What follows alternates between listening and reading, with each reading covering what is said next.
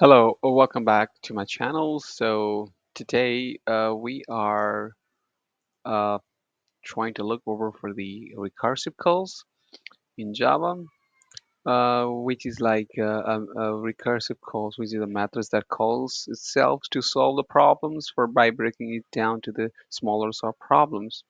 So recursive functions can be very useful in programmings, but they can be inefficient in not implemented correctly. So it's gonna throw like endless or stack overflow or endless loopings. In terms of time complexities, recursive functions can be O(n) or higher, depending on the number of recursives call it makes. However, if a recursive function has a constant number of recursive calls, it can be said to be a constant number of time complexities, which is O(n). Let's see the examples, how it works. So let's go to the Java here. Let's do the calculations. Create one class called recursive. Recursion class. Okay. So now we will create one of methods which called the recursion. All right. So for that, let's do one. Everything I do here is a statics because I don't want to create an object and create call that method. So public static. Okay, and then int factor. Let's do the factorials. So factorials is like calling itself and adding the numbers, right? Adding its numbers by itself. So factorial n. I guess assume you know the definitions or some overviews for the factorial. So let's do like if n equals to 0, right? So what if n equals to 0? Then first number will be always returned, right? So if you pass the 0, it should return 1. Else, now this is the things return. Return. Now here is the recursive calls, which is n times. Now you are calling the recursive factorials now here, n minus 1 every time. When you go back, it will just subtract one numbers, and then it will add it again back. So to check this code is working perfectly or no, so what we can do is let's create the main methods and then so ut so factor factorial so factorial like say 3, right? 6, 4,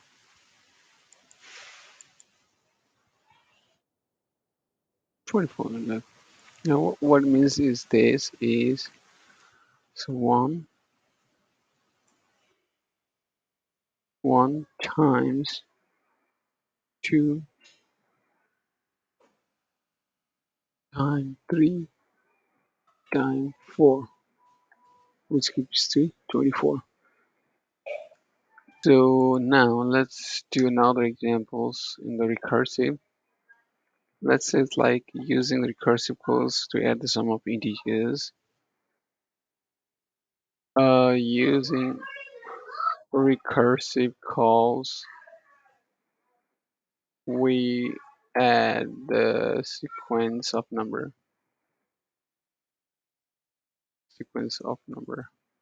That means like if you pass 3, then what means that like is 1 plus 2 plus 3, which gives to the 6.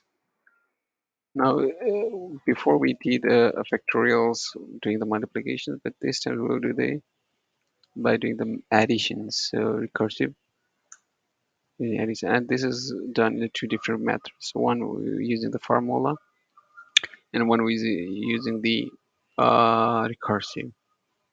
So public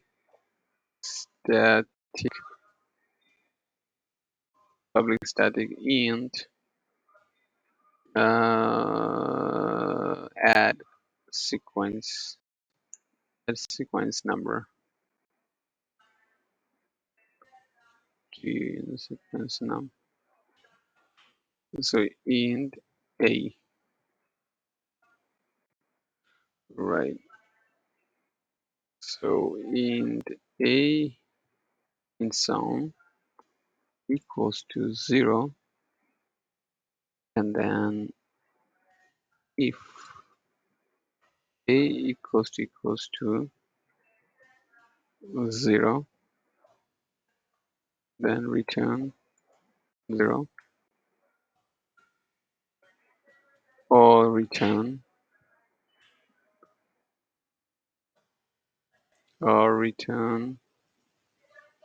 Now we are just calling this here plus num plus another number, so it's a, and then add sequence numbers, which is when you do the add sequence numbers, you have to do the minus here. Right? So every time you have to do the minus here, so that you can't see. It can be it will go for the infinite loops. So now let's go here, SOUT, and then call the add sequence number, just like 3. Now let's run and see what the output should be here. Right, 6, because it's adding itself. So this is how you do the recursive call for adding a number sequence itself. Now we will see another recursive. We are doing using the formula also, but let's refocus on the recursive only. So now here is another interesting things like we will do this using the recursive. We'll add the array elements without using the for loops.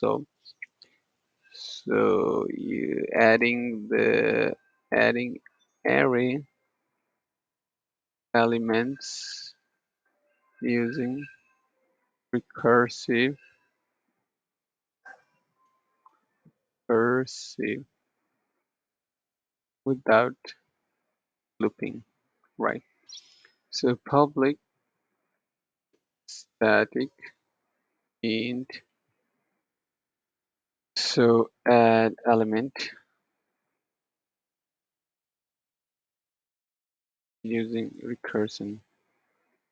Okay, so int, and then we have arr. So here we can do by passing the index over here. So if you do like passing index over here, like int index, then this is pretty easy. We don't have to declare anything the outside the methods, but the things is like, so we are not doing anything, so we're not passing the parameters over here. So later on we can, what we did is like this, declaring the variables outside the methods, so like int I equals to 0. So, and let's create this as a static because we are calling that inside the static method. So, and we are not passing any parameters over here. We're just taking this int and calling inside the methods. But we can do that so that we don't have to declare anything outside the methods. Now, so if I is equals to array dot length minus 1, then, which means like if 0 is equals to that, there is an there's no elements on there, so last elements. then it will print that last element only. So you don't need to have to add anything on there, right? So here we will return array I.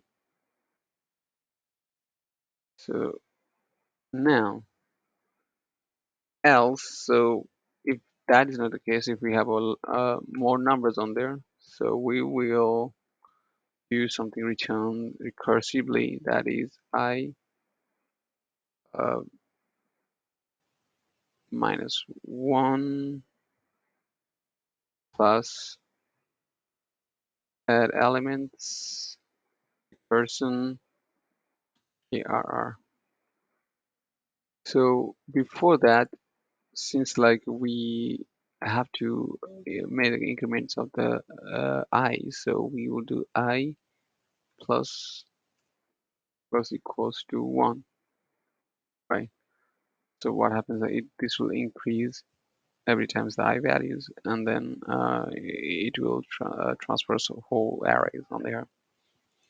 So returns here, and then array I minus 1, and that's all. So let's check for this. So here we are creating an array. RR equals to 2, 3, and then 20. And let's do with a 3. Now we will call the methods inside here an element, and then we'll pass the array. So the return should be the integers because the return type is integers, right? So let's run the program. So which is 25. Let's see. Yes, it's a 25, right? 20 plus 3 plus 2, 25. So we just use the recursive calls without using the for loop, while loop. So this is how we do the recursion. So for the next videos, we will be looking for the streams in Java, which is really good features in the Java 8. So for this recursions, you can just go through these videos all again